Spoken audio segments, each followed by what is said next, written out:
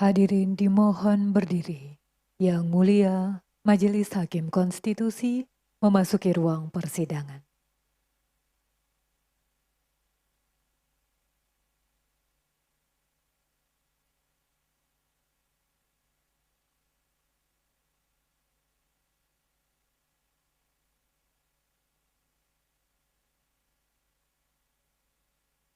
Hadirin disilakan duduk kembali. Sidang dalam perkara permohonan nomor 63 PUU Romawi 21 tahun 2023 dibuka dinyatakan terbuka untuk umum. Selamat siang, yang hadir tolong memperkenalkan diri lebih dahulu. Terima kasih Yang Mulia, selamat siang. Mohon izin kami dari kuasa hukum pemohon, tim hukum Masyumi, dengan saya sendiri Irawan Santoso, Sarjana Hukum, kemudian dengan rekan saya Edi Gustia Bahri, Sarjana Hukum. Terima kasih Yang Mulia.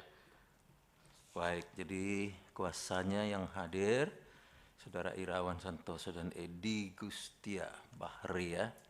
Yang Furkon ini tidak hadir ya? Tidak hadir Yang Mulia. Baik. Hari ini agenda kita adalah untuk menyampaikan perbaikan ya, perbaikan permohonan. Kalau dalam perbaikan ini yang disampaikan adalah yang menjadi perbaikan yang dilakukan. Jadi tidak seluruhnya disampaikan ya. Jadi hanya inti-inti daripada perbaikan atau penambahan yang dilakukan. Sudah siap? Ya, siap Yang Mulia. Baik, dipersilahkan. Baik, terima kasih banyak Yang Mulia. Majelis Panel Hakim Konstitusi yang terhormat, mohon izin untuk menyampaikan hasil dari perbaikan permohonan sebagaimana yang sudah disampaikan dalam sidang sebelumnya.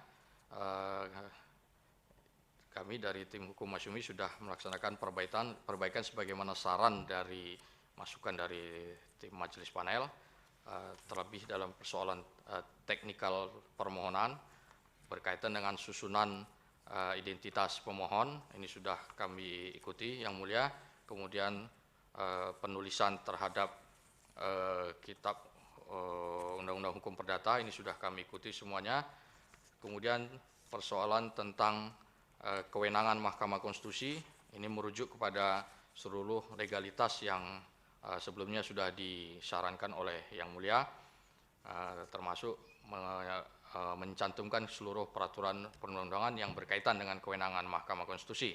Dan kemudian juga kami tambahkan perihal kedudukan dari Kitab Undang-Undang Hukum Perdata yang dinyatakan tetap berlaku berdasarkan pada Pasal 1 Aturan Peralihan Undang-Undang Dasar 45. Ini sudah kami cantumkan. Kemudian berkaitan dengan legal standing dari pemohon. Nah, ini juga sudah kami sesuaikan dengan arahan dan masukan dari Yang Mulia sebelumnya terkait dengan kedudukan kedudukan hukum dimaksud, dimulai dari pemohon 1 sampai pemohon 1 dan kemudian pemohon 2. Nah, ini ada sekitar dalam poin 6 kita sebutkan bagaimana legal standing dimaksud itu muncul sehingga dinyatakan berhak untuk mengajukan judicial review terhadap Kitab Undang-Undang Hukum Perdata berkaitan dengan pasal 1765 sampai dengan 1768 KUH Perdata dimaksud. Nah, jadi ini mohon izin sudah dianggap dibacakan Yang Mulia. Ya. Kemudian pemohon 2 juga sudah diuraikan bagaimana kerugian faktual yang diterima dari situasi terhadap munculnya pasal-pasal KUH Perdata dimaksud. Nah, kemudian perihal soal saran terhadap substansial, dengan ini pemohon untuk tetap berada pada permohonannya karena perihal terkait dengan riba ini juga bukan terkait dengan legal standing pemohon yang juga beragama Islam, tapi kita juga mengutip tentang larangan riba yang juga sebenarnya masuk dalam perjanjian lama yang dimaktub dalam kitab keluaran, dalam bab keluaran, kemudian ulangan, imamat, amsal, dan lain-lainnya. Nah, jadi legal standing itu dikuatkan lagi dengan bahwa ini bukanlah persoalan intoleransi dan lain-lainnya. melainkan tentang bagaimana kedudukan hukum pemohon untuk mendudukkan kembali perihal konsep negara republik dan kemudian kemerdekaan dalam menjalankan agama dan kepercayaannya sebagaimana yang dijamin dalam Undang-Undang Dasar 1945. Nah, jadi itu yang menjadi catatan penting kami terkait dengan permohonan ini. Ya, yang kedua berkaitan dengan lex specialis yang sebagaimana dulu sebelumnya disampaikan sebagai saran. Nah, dari sini pemohon tetap berada dalam permohonannya dengan mengatakan bahwa perihal perjanjian kontrak yang berkaitan dengan pembungaan, kita belum menemukan adanya aturan hukum yang sifatnya lex specialis bagi suatu kelompok agama tertentu, karena dalam KUHP Perdata sebelumnya kita bisa melihat lex specialis itu muncul dalam Undang-Undang Perkawinan, nah, kemudian dalam perihal pertanahan. Nah, sehingga hal-hal yang berkaitan dengan perkawinan dan pertanahan itu sudah tidak dimaktub lagi dalam KUH Perdata. Nah, jadi itu yang menjadi pandangan hukum kami dalam forum yang mulia ini. Yang mulia. Kemudian terkait dengan alasan-alasan permohonan. Jadi alasan permohonan yang pertama adalah bertentangan dengan pasal 1 ayat 1 Undang-Undang Dasar 1945 bahwa negara Indonesia adalah negara kesatuan yang berbentuk republik. Jadi pemohon menjelaskan bahwa dalil yang dimaksudkan di sini adalah bentuk negara republik ini, kalau kita mengacu pada risalah BPPKI dan PPKI yang disusun oleh The Founding Fathers kita, maka tidaklah terlalu gamblang dan komplit. Maka dalam risalah itu disebutkan bahwa bentuk negara republik adalah sebagaimana yang sudah diketahui umum.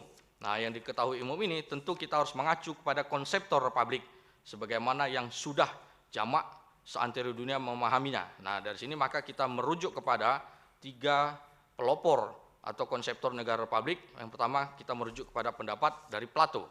Plato menjelaskan dalam kitabnya itu Republik. Pada permohonan yang sebelumnya kan sudah dijelaskan itu kan? Mohon izin yang mulia, waktu yang sebelumnya kami belum sempat detail menjelaskan itu. Jadi mohon izin untuk mengungkapkan ini sedikit supaya karena ini persidangan terbuka untuk umum. Mohon izin yang mulia. Oke. Nah, jadi Plato menjelaskan bahwa pembungaan uang dalam kitabnya The Laws itu adalah suatu tindakan yang keji. Nah, yang kemudian Aristoteles menjelaskan bahwa membungakan uang itu adalah perbuatan menghasilkan uang dari anak uang, dan itu dianggap sebagai perbuatan yang tidak manusiawi dan itu tergolong sebagai riba. Nah, yang ketiga Cicero dalam kitabnya The Offices juga menjelaskan bahwa proses pembungaan uang itu adalah seperti menghasilkan keuntungan dengan membunuh. Jadi analogi yang dikatakan oleh Cicero adalah seperti orang yang menghasilkan keuntungan dari membunuh. Nah, itulah hal yang sama dengan proses pembungaan uang. Nah, maka dari itu 3 konseptor republik sebagaimana yang diketahui umum, mulai dari Plato, Aristoteles maupun Cicero, mereka semua tidak setuju dengan proses pembungaan uang. Nah, maka dari itulah kita berpandangan bahwa negara republik adalah negara yang tidak setuju dengan adanya klausul-klausul perihal soal riba sebagaimana dimaksud dalam objek permohonan yang ada dalam KUH Perdata dimaksud. Nah, kemudian terkait dengan batu uji yang kedua adalah bertentangan pasal 29 ayat 2 Undang-Undang Dasar 1945.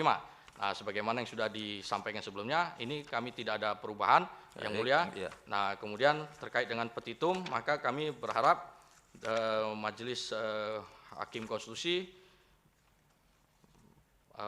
satu, mengabulkan permohonan pemohon untuk seluruhnya. Kedua, menyatakan materi muatan pasal 1765 KUH Perdata, pasal 1766 KUH Perdata, pasal 1767 KUH Perdata, dan pasal 1768 KUH Perdata bertentangan dengan pasal 1 ayat 1 Undang-Undang Dasar 1945, pasal 29 ayat 2 Undang-Undang Dasar 1945, dan tidak mempunyai kekuatan hukum mengikat. 3, memerintahkan pemuatan putusan ini di dalam Berita Negara Republik Indonesia sebagaimana mestinya. Apabila Majelis Mahkamah Konstitusi berpendapat lain, mohon putusan yang seadil-adilnya. Ex aequo et bono. Terima kasih yang mulia. Jadi kesimpulannya tetap mohon agar norma pasal-pasal itu dinyatakan bertentangan dengan Undang-Undang Dasar 45 dan tidak mempunyai kekuatan hukum mengikat, gitu ya? Yang mulia. Baik. Sebelum itu kita mau periksa dulu bukti yang diajukan dalam permohonan ini ya, Ya, Yang Mulia. mau konfirmasi dulu, adalah bukti P1 sampai dengan bukti P13, betul ya? Betul, Yang Mulia. Baik, kita sahkan lebih dahulu. Nah, selanjutnya, apakah dari Yang Mulia ada mau diajukan? Ada yang mau diajukan? Konfirmasi dari Yang Mulia Daniel Yusmik, silakan. Baik, terima kasih Yang Mulia Ketua Panel Bapak Dr. Manahan MP Sitompul. Ini saya ingin konfirmasi di halaman 7 ya. Itu dasar pemohon ini dalam kaitan dengan Undang-Undang Dasar itu ada pasal 1 ayat 2, pasal 29 ayat 3, dan pasal 33 ayat 1. Di halaman 7 lihat ya. Nah, pertanyaan saya, apakah pasal 33 ini dijadikan batu uji atau tidak, itu saja. Mohon izin Yang Mulia. Sejatinya ini tidak kami jadikan batu uji, Yang Mulia.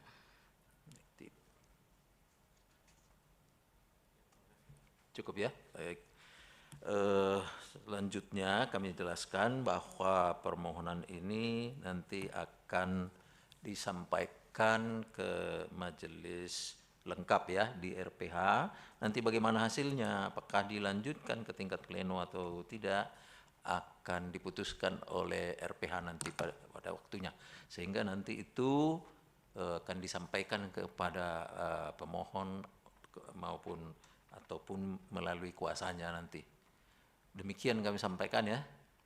Oleh karena itu, pemeriksaan permohonan ini kami anggap sudah cukup dan kami nyatakan sidang ditutup. Hadirin dimohon berdiri. Yang Mulia Majelis Hakim Konstitusi meninggalkan ruang persidangan.